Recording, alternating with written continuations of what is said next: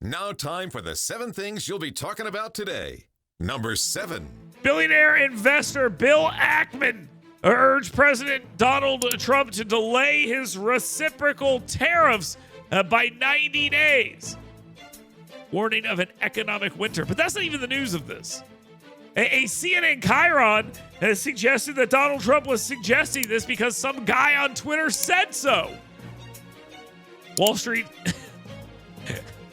spiked about 8% on that fake news story. And it went way up. It just shows you how easy it is, I guess, to move the market. And it fell back to earth once the truth emerged. The episode highlighted a potential escape for Trump to calm the markets. That's what the media is saying. Hey, this is how he can get out of it, guys. He can do a pause. He can do a pause, guys. He should do a pause. And Trump's like, yeah, that's fake news. We're not doing that. So that's the end of that part. Number 6. Governor Kay Ivey is a liar. No, don't. It is true. Governor Kay Ivey's team appeared to quietly revise a previous press release to remove Dr. Will Fearney, I don't know, from the Alabama School of Healthcare Services Board after he wrote an absurd column for AL.com with a comparison to the Trump administration to Nazi Germany. This, of course, angered a lot of people.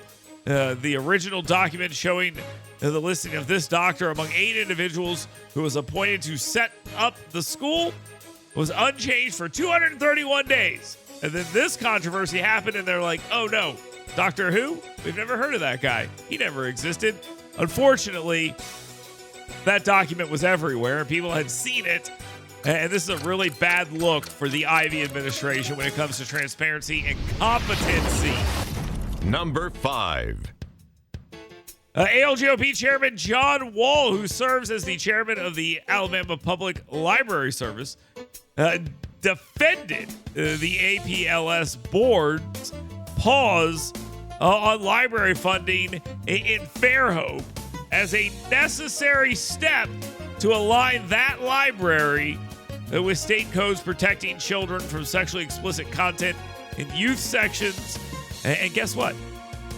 They had every opportunity in the world to avoid this.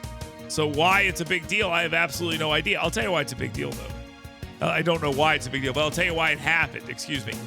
These idiots listen to the idiots in the media who listen to the idiots at a group called Read Freely Alabama, a group that has accomplished nothing except lose every battle they have fought.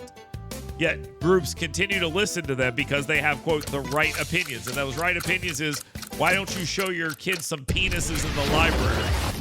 Number 4. Well, the sponsor of Alabama's potential gambling bill, a comprehensive gambling bill, says that gambling legislation may be dead for 20 years. We talked with Greg Albritton about this yesterday, the state senator from Atmore. Not too happy. Alabama's Senate Pro Tem Garland Gudger, a Republican out of Coleman, he says, let's chill out for a second. Maybe it's not really done for 20 years. Maybe it's just done for 2025 and 2026, and it will return after the 2026 elections in 2027. The talk of a dead debate may have been because of the fierce and angry rhetoric going on down there in the legislature. I think that's what exactly happened, but also they don't have the votes to get it done. They don't have the votes to get the bill done the way it was being done. Sorry. Number 3. President Donald Trump is apparently both the president of the United States and in charge of the United States immigration concerns. Not a job that is being held by U.S. District Court Judge James Boasberg, who holds neither of those positions. I know. Donald Trump, it's his job. Now, the Supreme Court ruled 5-4 to lift a nationwide injunction enabling President Trump's administration to deport Venezuelan nationals under the 1798 Aliens Enemies Act, a move celebrated as a temporary triumph by his supporters after a contentious legal fight, but hardly the last word on the matter. Those chanting in the streets for the return of illegal immigrant gangbangers are hardest hit, except, of course, those in El Salvador's prison who are gangbangers, and they're mixed in with rival gangs intentionally. Probably not having a good time. Number 2. Alabama United States Senator Katie Britt championed President Donald Trump's new tariffs policy, arguing it aligns perfectly with his campaign commitment to reverse decades of trade imbalances that have hurt American companies, manufacturing, and workers, even though it has tossed markets around the world into turmoil. Britt highlighted Trump's strategy as a master negotiator, setting the stage for better trade deals, noting that foreign leaders are already responding, while she criticized the mainstream media's negative coverage as overshadowing the policy's potential to create opportunities, and Britt remained optimistic that that will work. So there we are. We are exactly where we need to be. By the way, can you say that will work?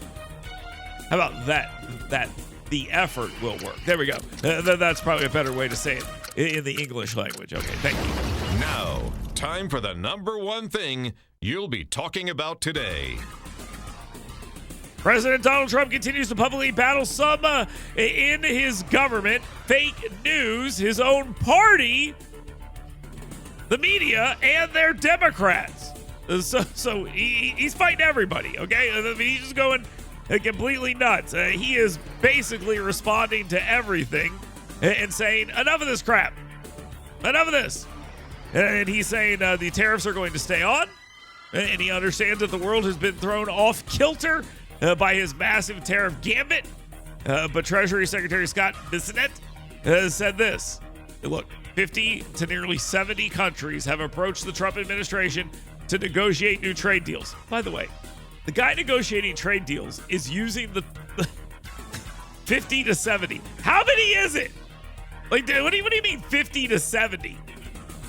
In what other world can you say that and be like, oh, no, something between 50 and 70? Who knows? We're good. We're working on it. Trump also said he is not done using tariffs as a weapon and warned of slapping a 50% tariff hike on China after Wednesday unless Beijing withdraws a 34% retaliatory tariff by the next day, which is weird. I'm going to put this on you by April 10th. You better withdraw this. Okay, fine. I'm going to put it on you April 9th. If you don't withdraw yours by April 10th, I don't know. But here we go. That's happening. He also says he'll terminate talks with China while opening negotiations with other nations. China, for their part, said, hey, this is economic bullying. Yeah, that's literally exactly what it is. I mean, thank you. That's like somebody saying to you, that's an ad hominem attack. Yes, I know exactly how I'm insulting you. Thank you very much. This is economic bullying. Everybody knows it. And I think they're going to have to make a deal here. So that's the plan there. And yes, the Trump administration is attempting to economically bully other countries. So those are the 7 things you should be talking about today. Let's take a quick time out. Get your questions in for 10 with him. And we'll do all we can to get to 10 of those questions in about 10 minutes. At the end of this program, get them in 866-494-WVNN. That is the ScoutPestControl.com WVNN Hot Take Text Line. Get WVNN's Dale Jackson's 7 Things You Should Be Talking About Today right in your email box every morning. Go to yellowhammernews.com and sign up today.